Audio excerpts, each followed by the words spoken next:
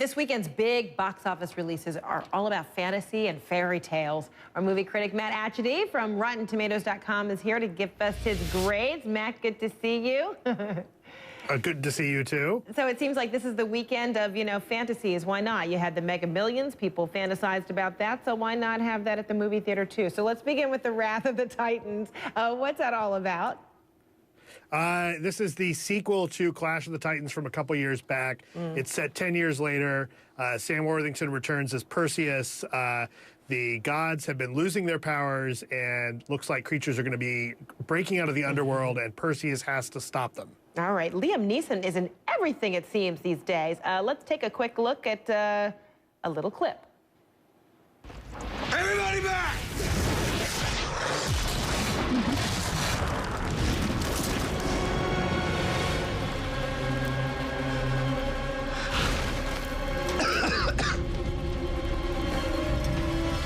You betrayed our father. He betrayed me by choosing you. And Ralph Fiennes. We haven't seen him in a while, or have we? Maybe I've missed him. Sam Worthington as well. Okay, so Matt, break it down for me. Did you like it? I didn't really care for this that much, unfortunately. The action's pretty good, and the movie looks okay.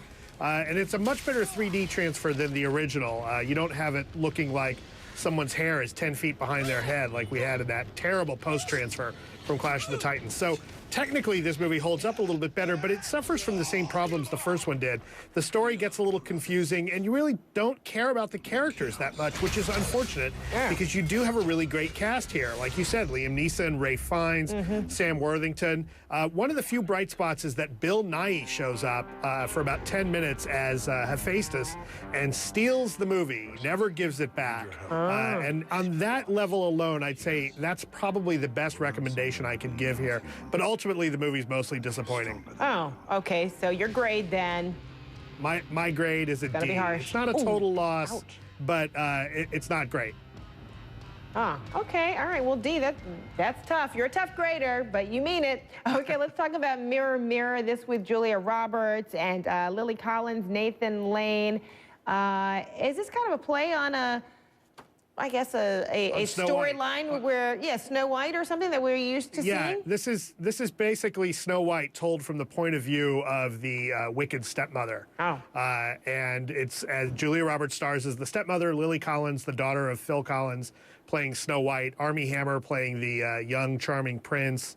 Nathan Lane makes an appearance. It's directed by Tarsem Singh, who brought us The Fall and The Cell and last year's Immortals. This is kind of a different take on Snow White and the Seven Dwarfs. All right, let's take a look. Girl, I don't fight girls. Perhaps I should reconsider.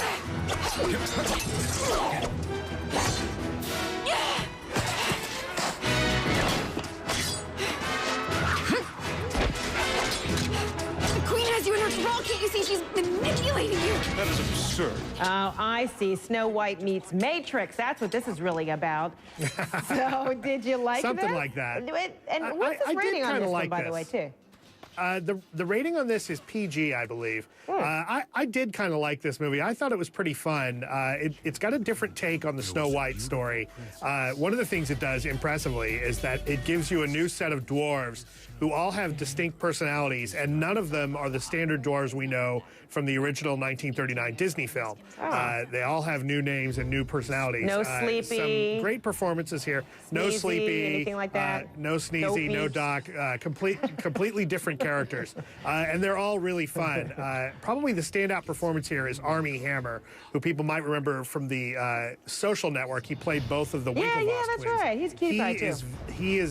He's hilarious in this. Oh, good. And I'll tell the ladies, he gets his shirt off a lot in this film. But there's one particular scene where he is just hilarious. Really? He really steals the movie on a certain level. I think this movie is beautiful. I think the kids are really going to like it. It's uneven at times, and the story gets a little muddled, but for the most part, I think it's pretty good and a pretty fun time for the whole family. And I give it a B. I think it's a solid film, yeah. All right, that's good. All right, well, we got a nice grade on some fantasy film, and it turns out to be the one for the whole family, right? Matt Ashity. Exactly. So if you didn't win the lottery, go ahead and see this. There you go. All right. I like the trade-off. Thanks so much. Have a great weekend. Always good to see you. And remember, you can check out all of Matt's grades and reviews by going to RottenTomatoes.com.